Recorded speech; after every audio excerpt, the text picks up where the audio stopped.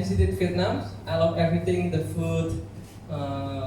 Only the one that I hated so much is when you cross the street.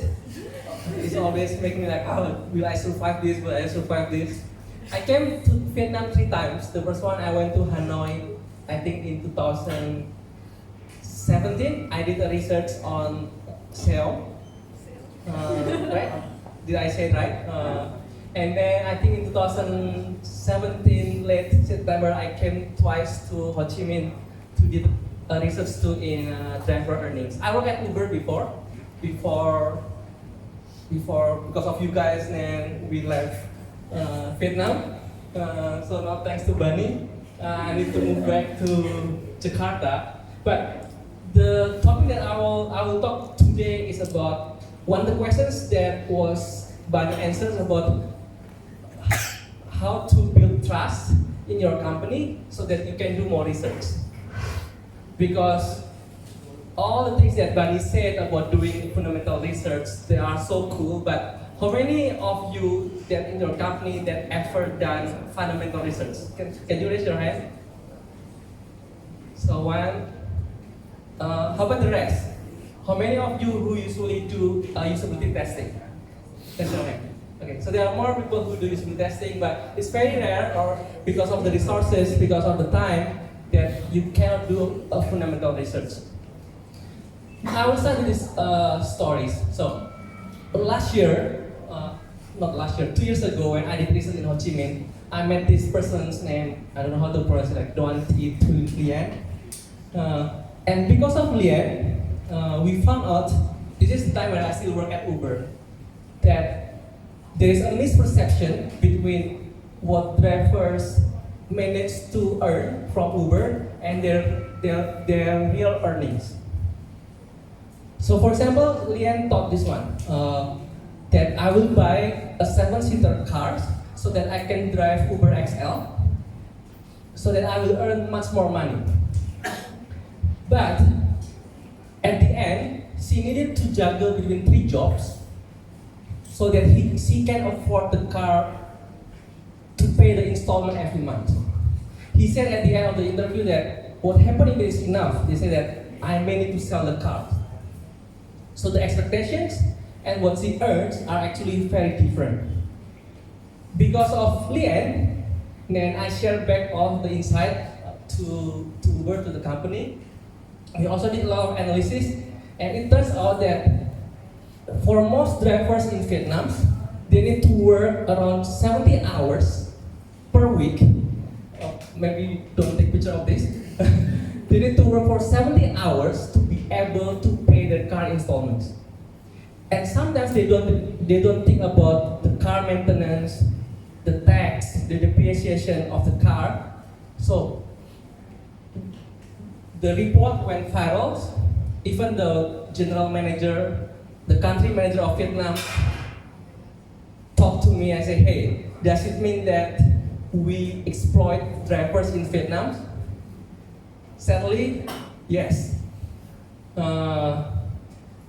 There was even one time where they saw like an internal lawyer at Uber, and he told me, hey, could you take down the report?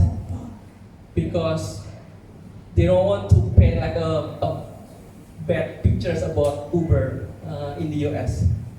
But because of this, we made a lot of progress about drivers' life. What was interesting is like for this research, this one is like because of that research, then a year after that, we made this program called Uber Pro, where we try to give more rewards to drivers, not only from their bonus or from earnings, but all of those additional things that they may not think about, like the car maintenance, car installs, car financings, the things that help them to make a right decision which car to buy before they want to drive at Uber, and so on and so forth. Unfortunately, it didn't happen in Vietnam, but in other countries. But it was all thanks to Lien that finally drivers in other countries in Latin America got this program. So the question is like, when I did this research, it was like a long research.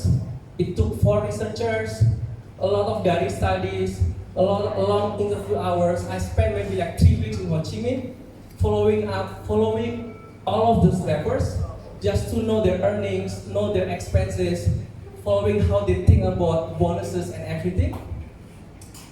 For example, like I look at how they did earnings, how they write their expenses. It was like a long study. But not every company has this luxury, right? Not every company has the luxury to send 4 researchers to do a research on driver earnings for 2 months. While most companies, they just, hey, where is the product? Where is the product? Where is the product? Where is the design? Where is the design? Where is the design? So, today I will try to give more like some practical tips how we can move step by step from a company that doesn't care anything about users, so until becoming a company where they will let you, like a person with a full-time salary, spend time to do research. I know the tips may not work for all companies, but this is just based on what I learned in my previous companies. Let's start with this. So, all of these activities, design experiments, collecting qual and quant data, analyze data, develop frameworks, share insights, and innovate objects. This is not activities that are only done by UX teams, right? Usually the operation teams also does that, the data science teams does that, the marketing research does that, and the UX team does that. So what's the difference? If everyone does these activities, what's so different about us? What will be our main value that differentiates us as a design team to the other teams? My take on this is that we, as a design teams, need to focus more on the innovation part, so that other teams like the operations, the design, the market research, yes, they can focus more on before the launching of the product, during the launching, and a little bit after the launching. But we as a design team should focus more on this part, the innovation of the product. But the question is like, to do an innovation, you cannot just do a usability study. You need to do that kind of long, kind of foundational study or fundamental study using Barry's terms.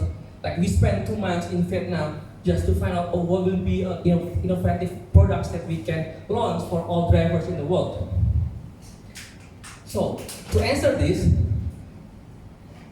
I look at these methodology stages of org UX design by Jared School. There are 5 different steps how measure a company based on their UX design. Using this, I kind of try to make a simpler framework, but now using the user research practices. And then to make this, I just use the 4 companies where I worked before. So before going back to Indonesia, I worked in a company in Seattle called FTO, and then I moved to Singapore in a company called Mobawala. I moved to Germany to work in Adidas, and then 2 years ago I moved to Uber. So from these 4 different companies where I work at, the maturity of the user research practice are different. So I will try to map those into like a simple frameworks, which are these. So I divide those 4 companies into this framework. The first one is a company where it's very user agnostic, and then a company where they use research just to evaluate product design. The next one, a company where they use research to inform product designs, and the last one is a company where they use research to generate product innovation and strategy. And so the next one, I will try to talk one by one how we move from a user agnostic company into a company where they can use user research to generate innovation and strategy. Let's start with the first one. So how we move from a company who doesn't care anything about users so that they can start doing research. What will be your guess? Oh, by the way, this is company where I work at the moment. So last year I moved back to Indonesia and work in a company called Bukalapak. Bukalapak is one of the 4 unicorns in Indonesia. Basically, it's an e-commerce. We sell everything from mutual funds to phone credits, basically sell everything. And then what I'm trying to do there is trying to move the culture from a user-agnostic company into a more mature company where they will use research to generate strategy and innovation. So before I talk more specific, I will just go very quickly so that we are using the same terms. The first one is tactical and foundational. Foundational research is the one where Bani mentioned about fundamental research. So usually it will take a long period of time. The insight will remain relevant for a longer time, and you will do it less frequently. Tactical is like short period to answer a specific question, and you will do it frequently between the design sprints. Any guess what is the example of tactical? What is the example of tactical research? How about usability study? Is it a tactical or foundational? Tactical. How about daring study? Is it foundational or tactical? It's more foundational. So you get it until this part? This usually only take like a short period of time and you do it more frequently. Another terms that I will use, these are all kind of methods that you can do when you are doing research, and most of these are foundational study methods, where the tactical is really on this part, like cognitive walkthrough, usability testing, eye tracking, and so on. So those are just the basics, so that we will use the same terms later on. So let's start the first one. How to move from a company that is very user agnostic, so at least they will use research to evaluate their products. Any idea how to do this? What will be the cheapest method that we can use to make at least the company care about the users? What? I heard something, but usability testing, correct. So it's very simple. Start doing tactical or evaluative study, like usability study, heuristic evaluations, surveys. Very cheap, but the ROI is very high. You spend 3 days doing usability studies, and the result is clear. Unless the comparison is doing 2-month study while you are not sure whether the findings can be actionable. But for usability study, it's very clear. You can see how the design changed because of your findings. So this is which I think is very cheap, the ROI is very high, so if your company never do any research, this is the easiest one to sell to your boss. Hey, I spent 2 days doing usability study, go to one of those coffee shop, and then I get the result right away. The next one, this is for example what we did at Ugalaba. We do like this every quarters. It's very cheap method. We just do heuristic evaluations. So we audit all of our products and give them some recommendation back to the product teams. See, this is the example of those results of the very cheap but doable. If someone asks how much does this cost, 1 day you go through all your products and give back the recommendation based on heuristics. The second one, which I think also very cheap, is to invite users to your office. We do that a lot. We call it fireside chat with users, fireside chat with drivers, fireside chats with merchants. Again, the cost is very low, because what I mean by low is that when you want to do research, sometimes you want to go to the place so that you can get the context, bring engineers with you, bring PMs with you. But how about if the company hasn't believed yet in the power of user research? Then it will be very hard for them to somehow send their PMs or engineer to the field. So the only way that we can do, why don't we just bring the users to the office so that they can see how they use the products, and they will see, okay, they say the product sucks, the product is shitty, the design is shitty, so they will hear it through their own ears how bad their products are. So that was the second thing, invite the users to your office. The third one is to do competitive analysis. I do not know why, but at least in Southeast Asia, people are so hooked about competitors. This is like one thing that you don't need to sell that much, people will just buy it. For example, if Grab or at the time, if I want to get more buy-in from my boss, and I'll just do competitor analysis about Grab, about Gojek, and then just tell them, hey, Grab does this, Grab does that, and then people just look into it. So this is another very cheap method to bring more people about doing research. This is another example that we did at Bukalapak. We always do this quarterly or monthly, comparing our products with our competitors. Pro tips. These questions usually come a lot, right? When you do usability testing, they will always ask these questions. But how many participants do you test your product with? So the pro tips to somehow counter this argument, like you can always quote that Nielsen or whatever with 5 users is enough, but they still don't believe it, right? They say, oh yeah, this is just from one research paper. I still don't buy it. How come from 5 participant study I need to change my product? My trick, I got it from when I work at Germany, because you know Germans, right? They're obsessed about numbers. Right? So what I do is I'll just use those research gimmicks like heat map, eye tracking, videos, funnels, something that you will do whatever you can to make people interested to your research product, your research findings.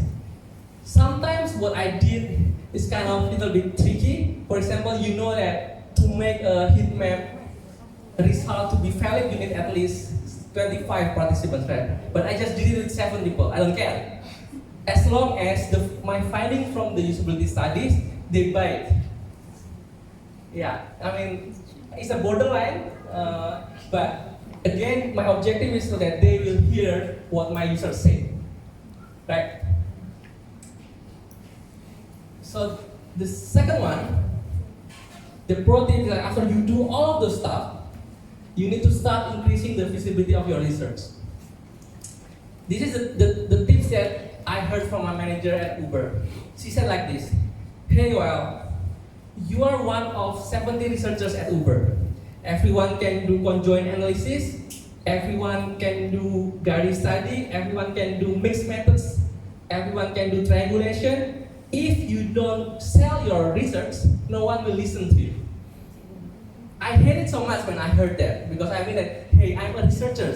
My job is just to do research. Why you ask me to sell my research findings? But there was truth in that sentence that sometimes what is important is not the research, but before the research and after the research. So that's why it's very important for us to also sell our research findings. This is what we did at Bukalapak. So we send newsletter every month. And in that newsletter, we will just show all kind of research that we have done in that month. We will just list all of our researchers, our designers, and then there will be like hundreds of pages of this kind of summary of the research that we've done. They will be like, what is the description, what is the goal, then they can explore more about the research findings, etc., etc. Small things, it should not be our job as a researchers, but we still need to do it. Because again, sometimes the important part is not doing the research, but before and after it. How you follow up, how you make it more visible to the stakeholders. And just another example of the newsletter that we did. So, that's the first part. Very easy. The easiest part to start make your company care about research is to do evaluative research, with all of those gimmicks, tricks, basic things, so that people start being aware about the importance of doing research. So the next step, so how to move from that kind of company to be more mature, that research is not only about usability study, but it will be more deep than that. So let's about it. So the answer is this one. So you will start doing a foundational or generative study. But the trick is where to start. And usually foundational study is very expensive. It will take some time, it will take some resources. You don't know where to start. I have some tricks here, which usually we will mix technical and foundational study in one quarter. Don't forget, like these small circles are the technical study. These are the ones that the ROI is very high. This is what your PMs love, or I got the result right away. So you still need to do it. But then, behind their back, you can always plan your foundational study. Maybe start by using 20% of your time to do those foundational study. And then after the result is good, then you start to sell their findings and then have more time to do foundational study. But remember, even in a big company like Grab or Uber, they still do this technical study, although we all hate for doing it. I hate it so much. Of course, as a researcher, I love to do more like deep study, foundational study, but this is a necessity that we still need to afford to do this technical study. Another good thing when you want to do more foundational study is to make a working group with data teams. Especially in Asia, there's a trend, or more like our weakness, that we like numbers more than qualitative data, right? So by working closely with data teams, then we can get more buy-in from our stakeholders. This is an example of a research that we usually do at Bukalapak. The interesting thing is here, usually we do research not only by the design, but it's a combined project between the data teams and the research team. So that's why you will be more powerful. The result will be more actionable. For example, this is the example of the thing that they did about articles. The third one. So remember the first feature where this one, that you still need to do technical study while you need to do foundational study to it. This one is what I hate it the most. I hate doing usability study. Like, why? I need to do this all the time. I want to do this. I want to meet the drivers. I want to meet the sellers. I want to deep dive more about them. But this is still necessary, right? So that's why I need to make research more scalable. What does it mean? For example, when I work at Uber, I was a senior researcher covering all Asia Pacific. It means around 11 countries, and there was only me there. And there was still a request for me to do usability study in Vietnam, or in Jakarta, or in Singapore. So then my objective is how to make the research to be more scalable. So what I did is, I sent email to all the country managers, and I asked them, hey, could you give me one person? Doesn't need to be a full-timer, it can be an intern, it can be like customer service, and I will teach them how to do usability study. So every time I need to do a usability study, I will ask them to do it for me. So then I have 11 minions in every country once, and they will just do usability study. And it's very easy to teach usability study, right? Because it's like very task-oriented, it's step by step, and then so that you can focus more of your time to do more foundational study, and they can take care of the usability study.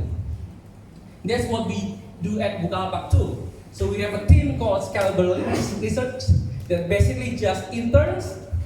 We pay them like really good money, and what they do is just usability study every day. It's a small thing, but it works because then you as a researcher can focus more on big bold bad stuff than just usability study. Sometimes we think that research can only be done by researchers, but I think there is a value of making research to be more democratized, like to be more scalable, so that everyone can help you to do it. Another tips: when you do not know how to start doing foundational study, This is a simple formula. Interview, survey, interview, and survey. So you go diverse, you go converse, diverse, and converse again. It's very cheap. Like you can use 7 participants for interviews, and then do 1 survey, and then you can start your foundational study from there. The question is, how many people that you need to interview for an interview?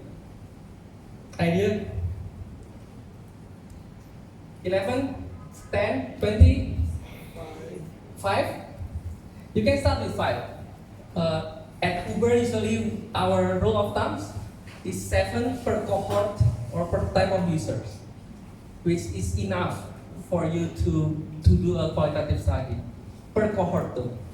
How about survey? How many people we need to send? For example, if you want to do research for drivers in Ho Chi Minh, 10%, 20%,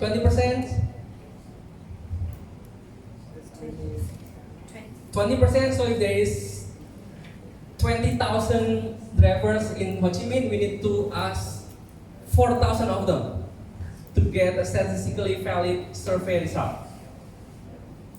Other ideas? The answer is 400. This is a golden number.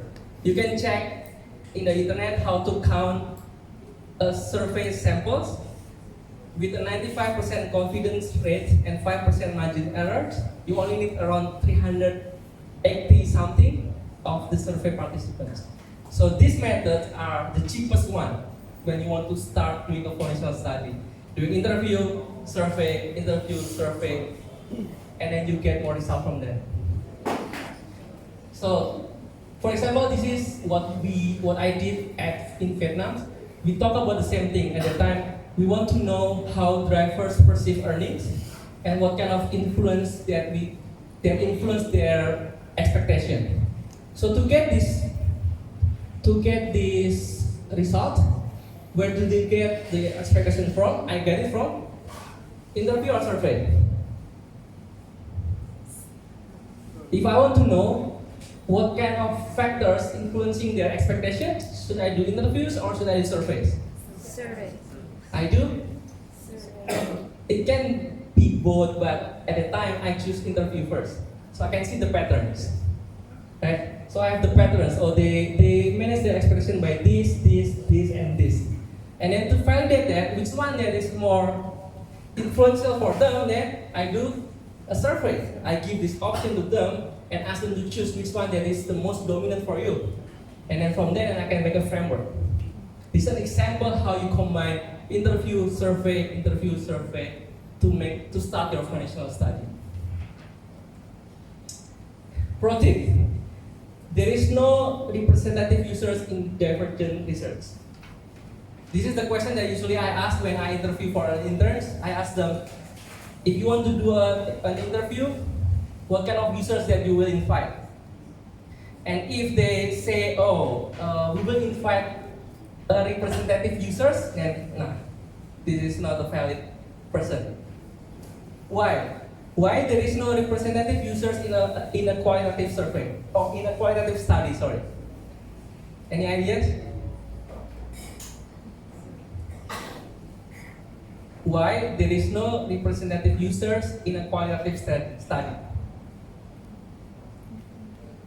Because it's impossible for you to be representative by only inviting 7 people. Right? If you have like those normal distribution, it's impossible you can fill the representative users by just inviting 7 people. So usually when you do qualitative study, then you will focus on the extreme users. So that from those extreme users, you can find the needs in the middle. But we will talk, I will not deep dive on that, but basically this is the common mistake when they think about divergent research. I mentioned about this before.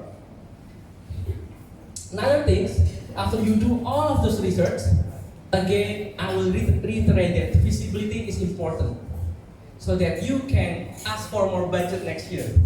Right? Doing that research you need to follow up, let's say, to the overall company, hey, this is a cool stuff that you need to listen to or you need to read to.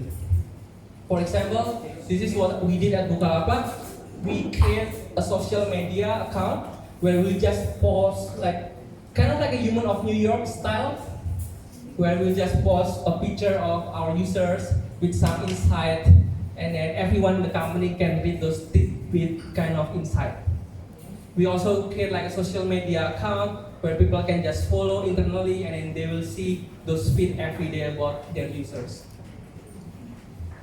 We also make a lot of these kind of posters in the company so that just bring the users closer to them. I will skip this, but basically at this point you will start to need build like research operations team. You can search more about what does it mean by research operations.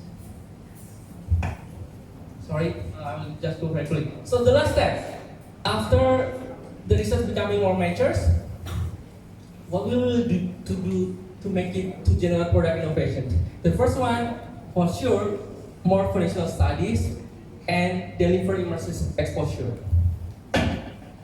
So now this is the time we can invite those people to join your research because you already get some buy-in from them. Another important thing is, this is a video what we did about immersive, but I'll skip it. This is one. You have a different kind of term about this. There's a term called pathfinding or trend forecaster or innovation team. But basically, remember, at the beginning, usually you have a studio kind of model of researchers. So these researchers help those different product teams. And then you grow your research team so that your research team are dedicated to each product team, like what Bunny has in AdGrad. But then, the problem with this model is all of these researchers work in silo for one particular product. No one can see from the bird's eye view what will be the next innovation that we should make. What will be the landscape? How can we beat the competitors in 1 year? So many more companies now start making this team where they take out these researchers back to the studio cultures while still keep some of them in the product teams. In Facebook they call it pathfinding teams, at Uber they call it innovation team, at Twitter they call it trend forecaster team. Basically they are the one who will think much more ahead about what we should build in the future, because they will be not working silo about one particular product. Another method that usually you use in this stage is doing analysis research. What does it mean by analysis research? Like this. When you do a foundational study, usually you have one very specific task. Let's say if you want to know how people share stuff in Instagram, then you will go to the extreme users, right? We go to Vietnam and see people who share the most, or we go to Jakarta, people who share the most. But sometimes this method is not enough. You need more inspirations to know what will be the next in 1 year. That's why people do analogous research. What does it mean? It's like you do research that is totally unrelated with your topics. For example, if you want to do a research on sharing, you just don't go to people who share things on Instagram. For example, you want to know the activity of people sharing Insta stories or Insta feed. What is the difference between stories and feed? Stories is temporary, right? Feed is permanent. So we try to find what is similar activities between these two. Maybe for something that is very permanent, sharing stuff permanent, I will go to tattoo artist, right? Because you will share something permanent in your body. To know more about Insta stories, I will go to graffiti painters, because it's something temporary. So you try to find inspirations from similar activities, but not particularly about your products. That's where you can know more about your inspiration or innovation, what will you do next. For example, if you want to do research on super app, instead of go to China, research on Taobao, Alipay, WeChat, we will go to super mall. There's like super app, right? People go to one place and they can do everything. From grocery shopping, cut their hair, have a haircut, doing massage and everything. And then we try to get information, innovation, inspiration from their activities. Again, it's very expensive because it's very hard from those activities we can find something actionable. But that's what people usually do in these stages. And the last one, be clear with your research roadmap. At this time, you have the luxury to really decide what kind of research that you want to do. This is what I do at Bukalapak, so that they need to differentiate between whether that research will impact the product or features, or that research will impact the strategy. Will we do it only one time, or we will do it ongoing, on an ongoing basis? So from this, you can know and you can map the resources to the right part. Not everything needs to be on this part, where you just do one time or product. There's something that you need to do on ongoing, but more on the strategy roadmap things, or ongoing on the product things, and then you just combine them to make research to be really impactful to the company. I will end up with this quote from Brent Brown. This is something really similar to what Bunny said about trust. That trust is a product of vulnerability that grows over time and requires work, attention, and full engagement. Trust is not the grand gesture that we think it is. It's a growing collection of small choices that we make every day. So to grow that company from a very user-agnostic thinking to a company that really treats research to be valuable, impactful, resourceful, then it's a combination of those small choices, small acts that you will need to do to gain that trust. So there is no like one silver bullet, oh, if we do 3 months for research study by working with IDEO, suddenly my company will give yay to this user research. It will never happen. It's like small gestures that we do so that we can improve the trust, we can get trust from our stakeholders to believe the power of research. So I think that's all. That's my last slide.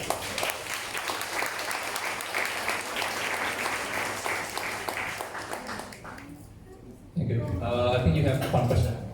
Bring a while. Oh, that's the question?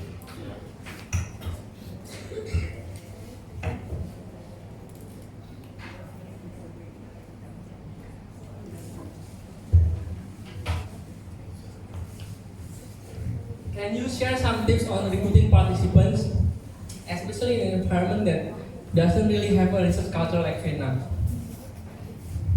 If your team is already big, like for example, I have 27 researchers in my team, then you need to build that thing called research operations.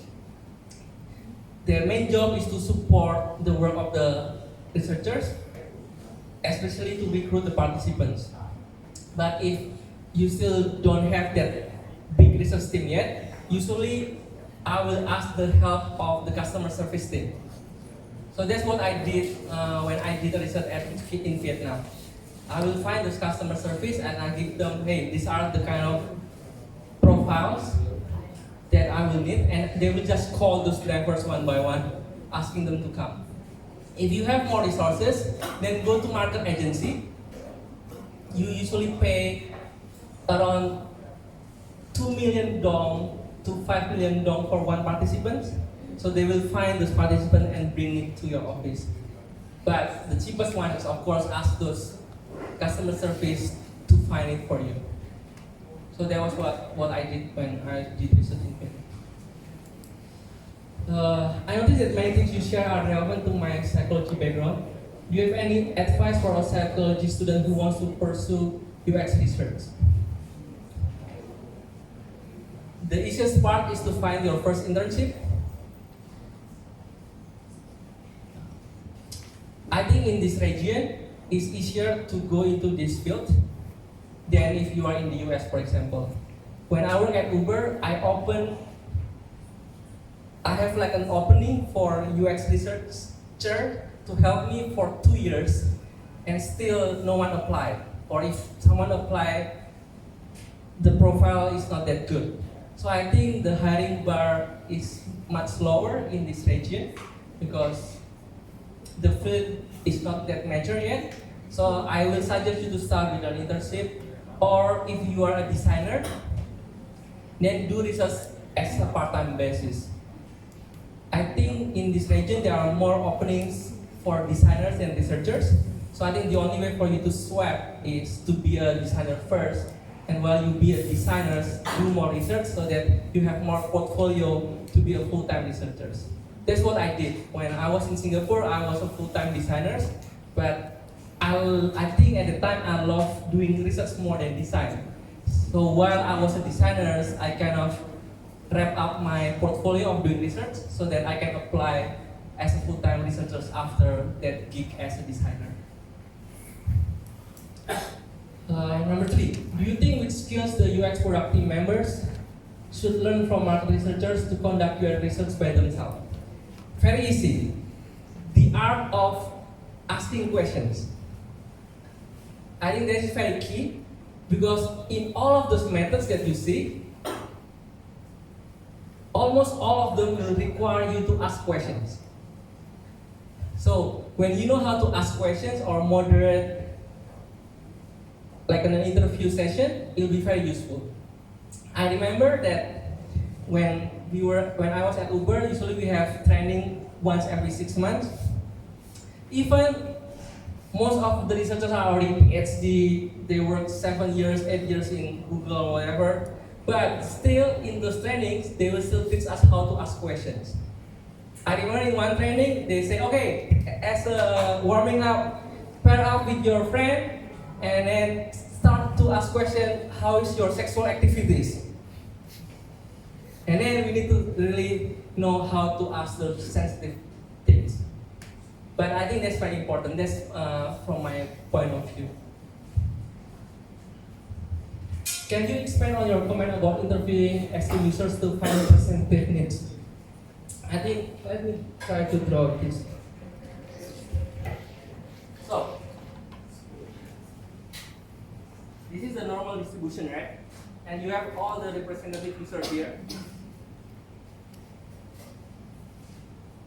This is where usually you send your surveys. And then you can make it valid because, yeah, it's very easy to get 400 people on this round. But when you want to do qualitative study, it's very hard to fill this because this can be like 1,000 people.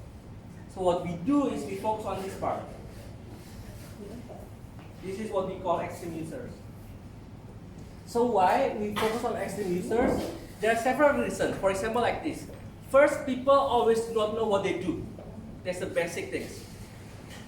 If you ask people why Grab drivers react on bonus, you can ask them, but they will never know what is the real reasons why they react to the bonus.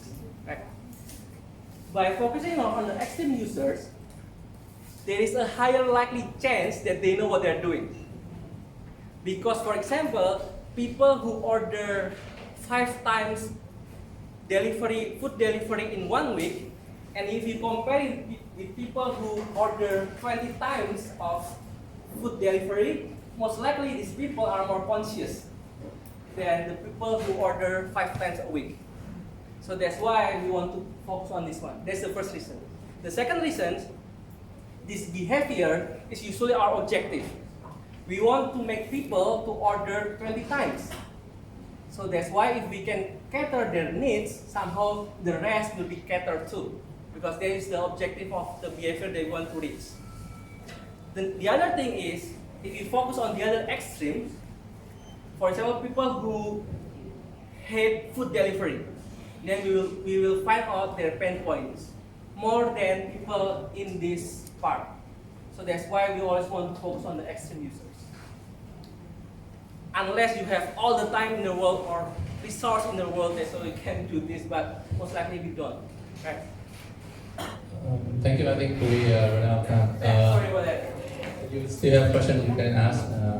We are directly after this. Now we will have the tea break for 30 minutes. After that, we will come back to the conference.